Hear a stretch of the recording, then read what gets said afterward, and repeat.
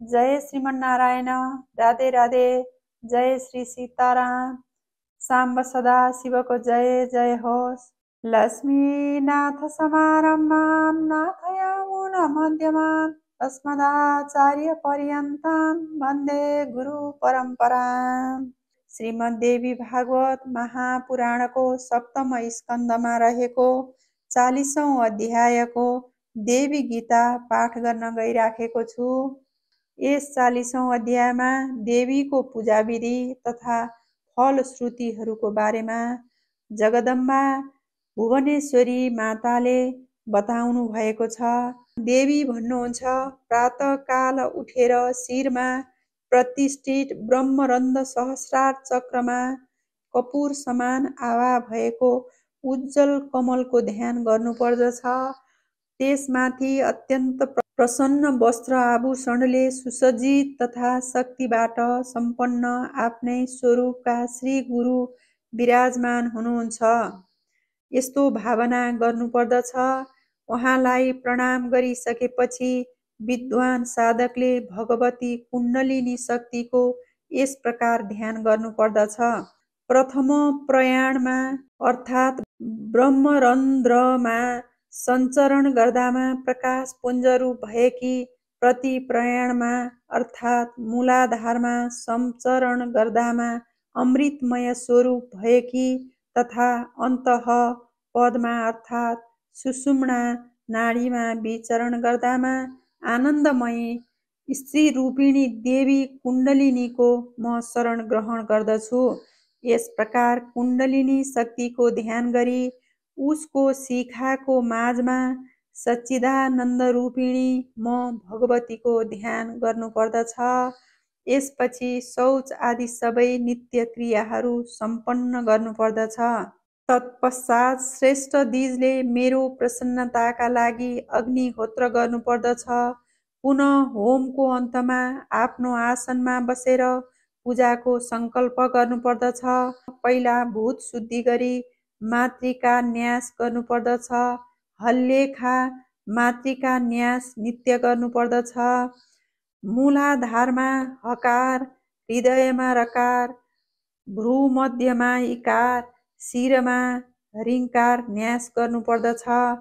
तत् मन्त्रहरूका कथनानुसार अन्य सबै न्यासहरूलाई सम्पन्न गर्नुपर्दछ।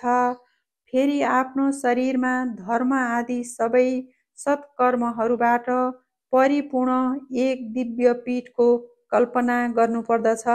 त्यसपछि विज्ञ पुरुषले प्राणायामको प्रभावबाट फक्रिएको आफ्नो हृदय कमल रूप स्थानमा पञ्चप्रेतासन माथि महादेवीको ध्यान गर्नुपर्छ।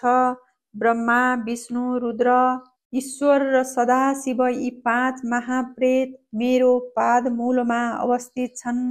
यी महाप्रेत पृथ्वी, जल, तेज, वायु र आकाश, यी 5 भूत एवं जाग्रत, स्वप्न, सुषुप्ति, तुरीय तथा अतीत यी 5 अवस्थाहरूका स्वरूप हुन्।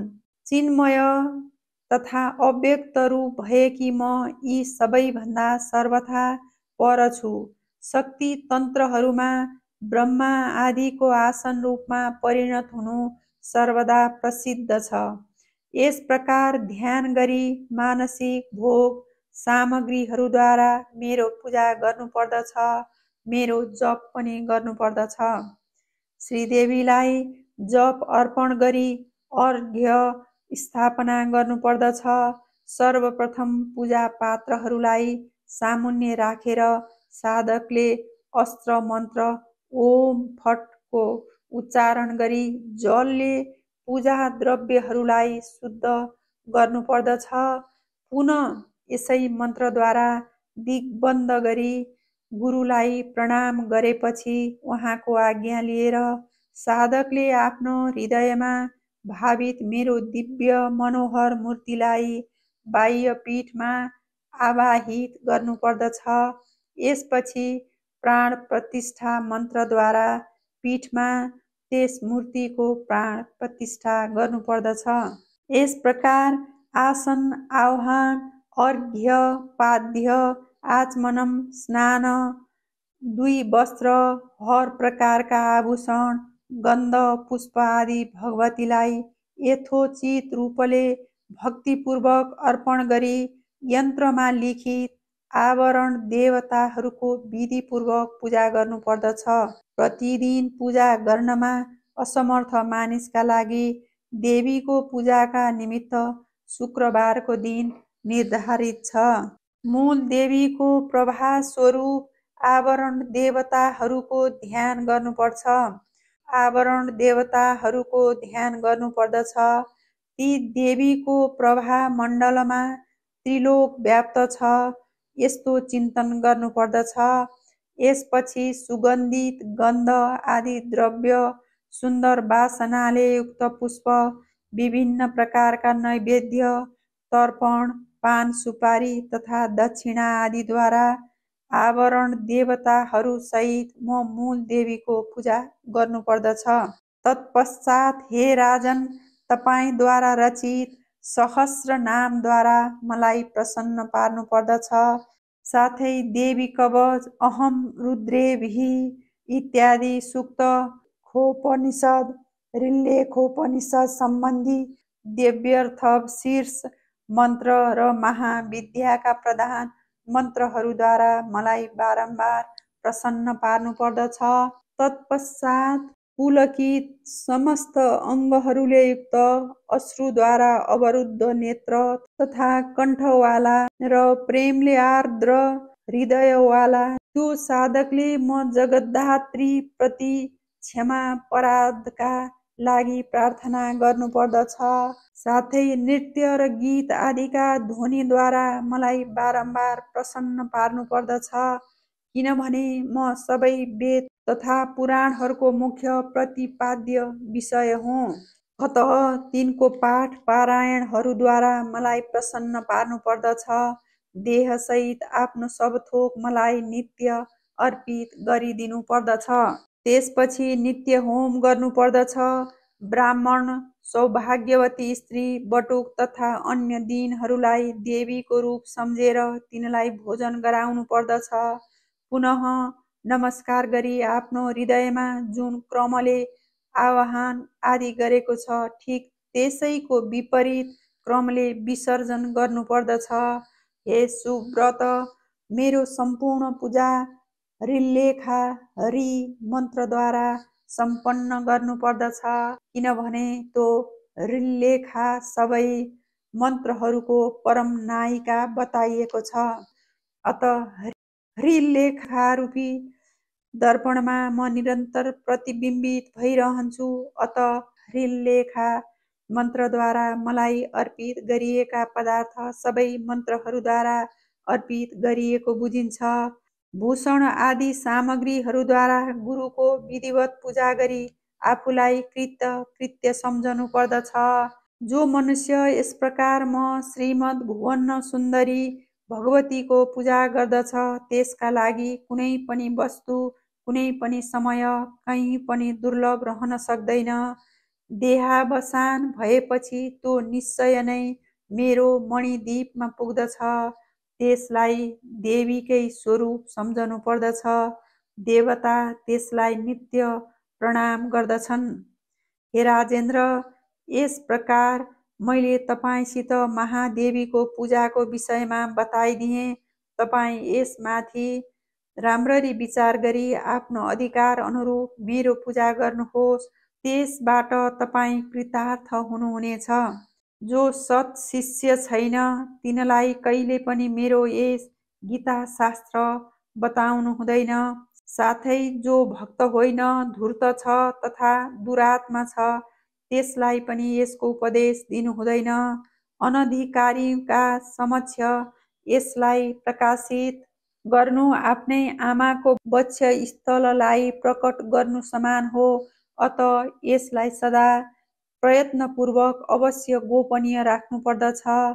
भक्ति सम्पन्न शिष्यलाई तथा सुशील, सुन्दर र देवी भक्ति परायण ज्येष्ठ पुत्रलाई मात्र यसको उपदेश गर्नुपर्दछ। श्राद्धको अवसरमा जो मनुष्य ब्राह्मणहरूका समीपमा यसको पाठ गर्दछ, त्यसका सबै पितृतृप्त भएर परम पदमा पुग्दछन्। यस्तो भनेर ती भगवती त्यहीँ अन्तर्धान हुनुभयो। देवीको दर्शनबाट सबै देवता अत्यन्त प्रसन्न भए। त्यसपछि ती देवी हैमवती हिमालय कहाँ उत्पन्न हुनुभयो, जो गौरी नामले प्रसिद्ध भइन्। पछि उहाँ शङ्करलाई प्रदान गरियो। तत्पश्चात कार्तिकेय उत्पन्न हुनुभयो र उहाँले तारकासुरको संहार गर्नुभयो। हे नराधिप, पूर्व समयमा समुद्र मन्थनबाट अनेक रत्न निस्किए। त्यस समय लक्ष्मीलाई प्रकट गर्नका लागि देवताहरूले आदरपूर्वक भगवतीको स्तुति गरे। तब ती देवताहरूमाथि अनुग्रह गर्नका लागि ती भगवती नै पुनः रमा लक्ष्मीको रूपमा समुद्रबाट प्रकट भइन्। देवताहरूले ती लक्ष्मी भगवान विष्णुलाई सुम्पिदिए। यसबाट उहाँलाई परम शान्ति प्राप्त भयो। हे राजेन्द्र, मैले तपाईँसित भगवतीको यस उत्तम महात्म्यको वर्णन गरिदिएँ। गौरी तथा लक्ष्मीको उत्पत्तिसित सम्बन्धित यो प्रसङ्ग सम्पूर्ण कामनाहरूलाई पूर्ण गर्नेवाला छ। मद्वारा भनिएको यस रहस्य अरू कसैलाई बताउनु हुँदैन, किनभने रहस्यमयी यो गीता सदा प्रयत्नपूर्वक गोपनीय छ। हे अनघ, तपाईँले जे जति सोध्नु भएको थियो त्यो सब मैले तपाईँलाई संक्षेपमा बताइदिएँ। यो दिव्य प्रसङ्ग स्वयं पवित्र छ तथा अरूलाई पनि पवित्र पार्नेवाला छ। अब तपाईँ पुनः के सुन्न चाहनुहुन्छ भन्दै वेदव्यास भगवानले जन्मेजय राजालाई बताउनुभयो। यसरी श्रीमद्देवी भागवत महापुराणको सप्तम स्कन्धको 31औं अध्यायदेखि 40औं अध्यायसम्मको जम्मा 10 अध्यायको देवी गीता समाप्त भयो। धैर्यतापूर्वक भिडियो सुनिदिनु भएकोमा धेरै धेरै धन्यवाद। जय होस्, मङ्गल होस्, जय जय होस्। देवी जगदम्बा भवानीको जय जय होस्। महालक्ष्मीको जय जय होस्। महासरस्वतीको जय जय होस्। वैष्णवी देवीको जय जय होस्। जय श्रीमन्नारायण।